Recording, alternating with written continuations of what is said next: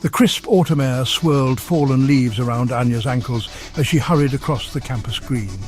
Nikhil was always at the library by this hour, a pile of textbooks and focused ambition. He was a force of nature, Nikhil was, a whirlwind of independence and a staunch believer in the singular pursuit of his goals. Relationships, love, all those emotional entanglements, as he called them, were a distraction, a weakness. Anya knew this.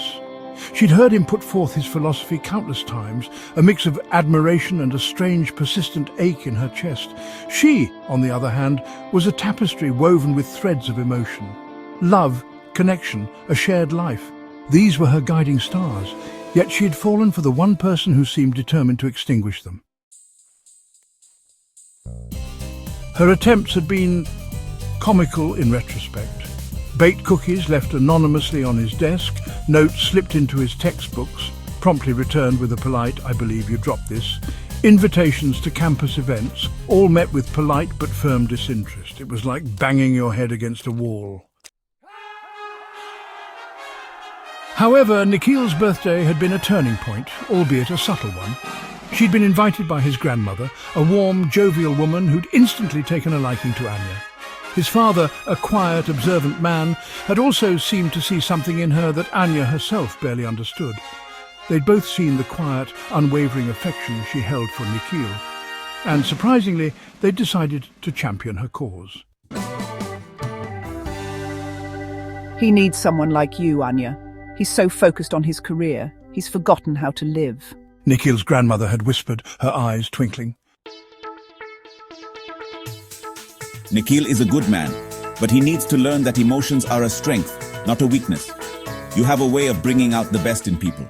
His father had been more pragmatic. Their support, though heartwarming, hadn't changed Nikhil's perspective. He remained an impenetrable fortress, his focus laser-sharp on his future.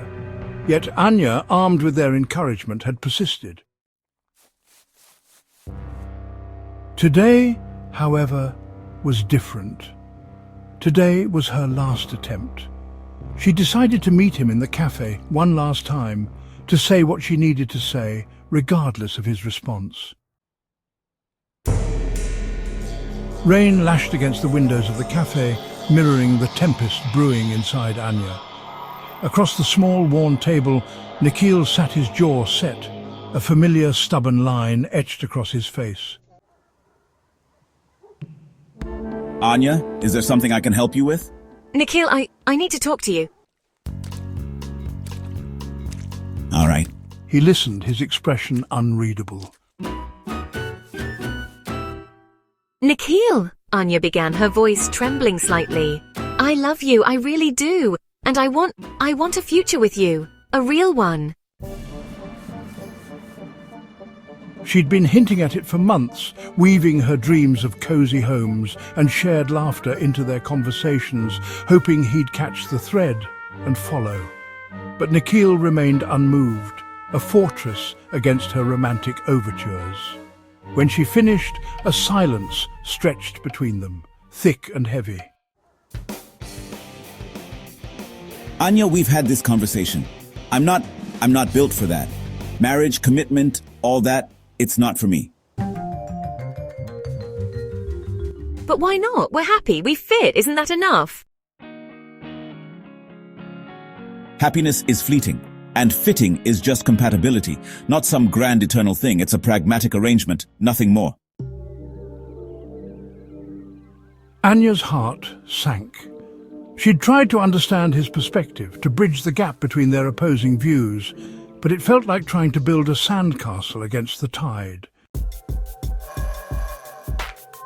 So what, we just exist like this?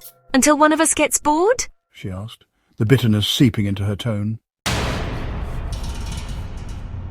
Until it doesn't work anymore. That's how relationships are.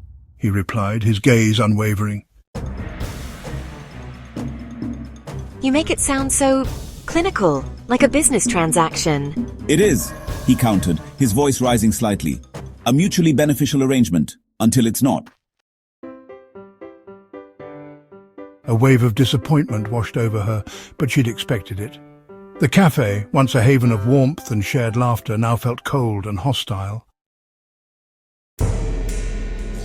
Thank you for listening, Nikhil. I won't bother you again. You know what, Nikhil?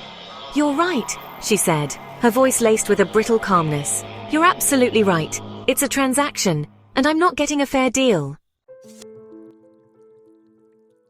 Anya, wait. I don't understand, he said, his voice barely a whisper. Why? Why do you keep trying? Because, Nikhil, she said softly, sometimes the most worthwhile things in life are the ones worth fighting for, even when you know you might lose. And just so you know, she said, her voice cutting through the cafe's ambient noise, you're not a realist, you're just afraid. Nikhil watched her leave, a strange emptiness settling in his chest. He'd always prided himself on his pragmatism, his ability to see things clearly. But as Anya disappeared into the rain-soaked street, he couldn't shake the feeling that he'd just lost something far more valuable than he'd ever acknowledged.